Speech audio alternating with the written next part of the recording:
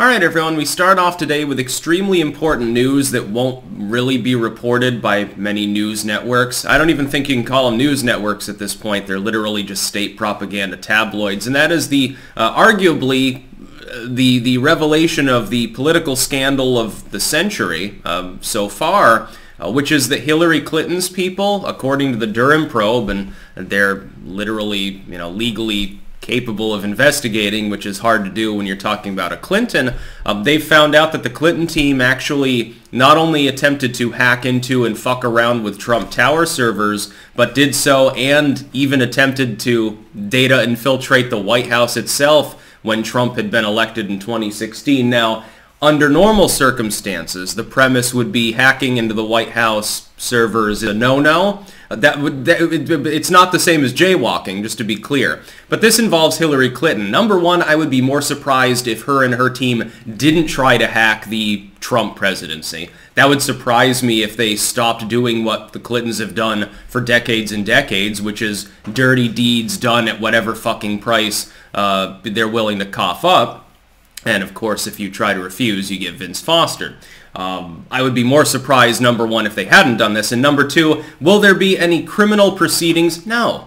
The Durham probe can go after some middlemen and give them slap-on-the-wrist punishments, but you right now have a lawless administration that'll totally cover for the Clintons. They're not gonna get the DOJ and shit involved in the Biden administration, because why would they attack one of their most popular donor sponges? They're not going to do that. So basically, Durham has to act on his own. He's capable of nailing some middlemen.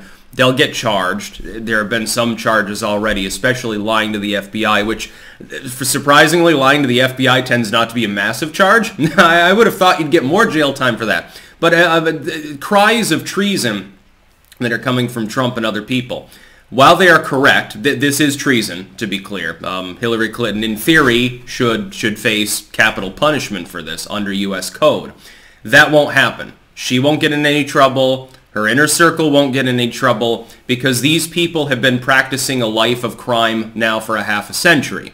They've got enough contacts within law enforcement, enough money to cover their tracks, number two, and also, number three, they're not that stupid. They're not going to do anything without having a fall guy. Durham will get that far, he'll face a wall of opacity, and he'll be able to go no further. Now, before I elaborate a little bit further, keep in mind, if you're watching this video on YouTube, there will be links down below in a pinned comment. Keep in mind, I go on those sites and you'll find exclusive content that you won't find on YouTube. That's because YouTube, at this point, its algorithm basically hates you. It fucking hates you and wants you to make as little content as possible. In fact, I'm not even sure that it's maximized if you make a video every 24-hour period. Used to be, if you're a workhorse, you got ahead. Now, you can be lazy, I suppose. The idea is, well, people spend more time editing. Well, what about those of us who don't need to edit, don't even use notes? I guess fuck ourselves. Meanwhile, just hit 74,000 subscribers on Rumble, so not exactly worried. To be clear, if this were going to be reported on in the normal way, normally when you have high-end political news, CNN has an article, MSNBC is talking about it, you get it on the missing link media like Salon. Right now, Fox is the only mainline tabloid network that's even touching this story. I saw it first on fucking Newsweek. You'll get it from The Independent and parts of the missing link media. Fox will do a throwaway piece and allow Tucker Carlson to bloviate for 10 minutes.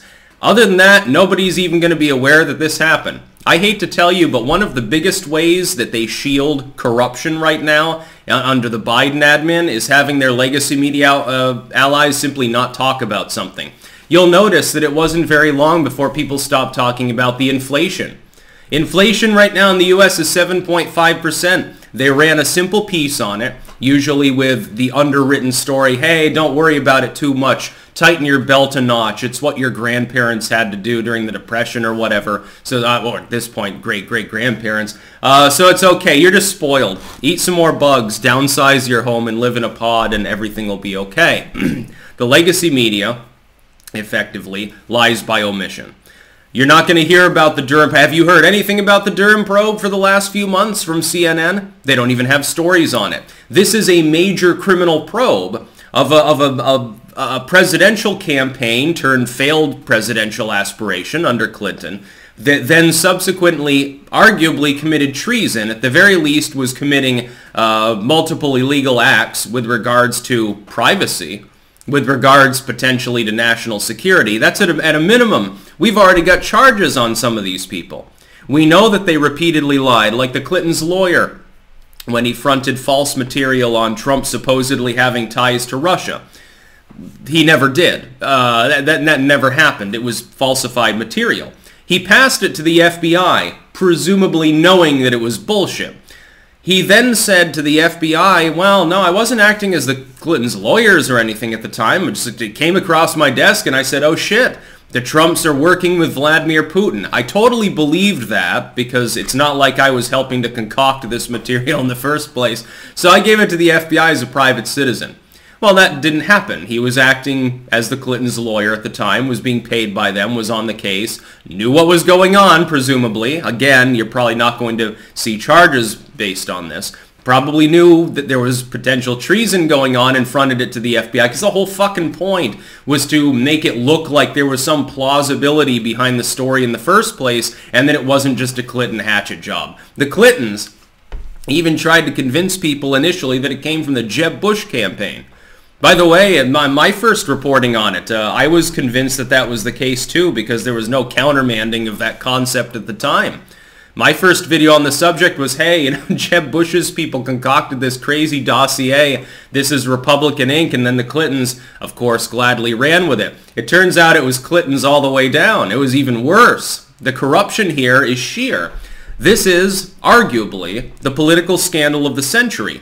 The irony is that a large chunk of the public believes that the political scandal of the last century is the bullshit from the Steele dossier, etc., coming from the Clintons, including apparently attempting to falsify Russian contact information by hacking into White House servers. It turns out that the real scandal is the promulgation of the idea of a scandal. It's scandalception. But the public won't largely even know this even happened. They've gotten over the Russia stuff. It's been ingrained in their mind at this point that Trump was some sort of deep ally of Putin. Now, of course, Biden is the one effectively seeding everything right now in Eastern Europe. Nord Stream, I'm not talking about Ukraine. It's a little bit mysterious. Of course, a bunch of Ukrainians paying Hunter Biden as well. It's interesting how many dealings the current so-called administration actually had in a place that supposedly Trump was doing brisk business in. Meanwhile, Trump actually did more business throughout his life in China and hardballed them as well. It's almost like everything that we were told for 4 years was a lie. And we're still being told that. There are people out there that still believe the Steele dossier was legit. They don't even realize that it was completely manufactured from top to bottom by a dude who bounced news stories off of one another. He front it to Yahoo. Yahoo reports it, and then you can recollect it for your dossier. It also shows the culpability, by the way, in closing, of the corporate media, because they should have known better. If there were any element of attempt to fact-check, something that they no longer really do, except for partisan reasons, they never would have ran 90% of these stories. In fact, the dossier itself, initially, that started all this shit, was toothless, except the legacy media allowed it to gain traction because of Trump derangement syndrome. That's about all. Peace out.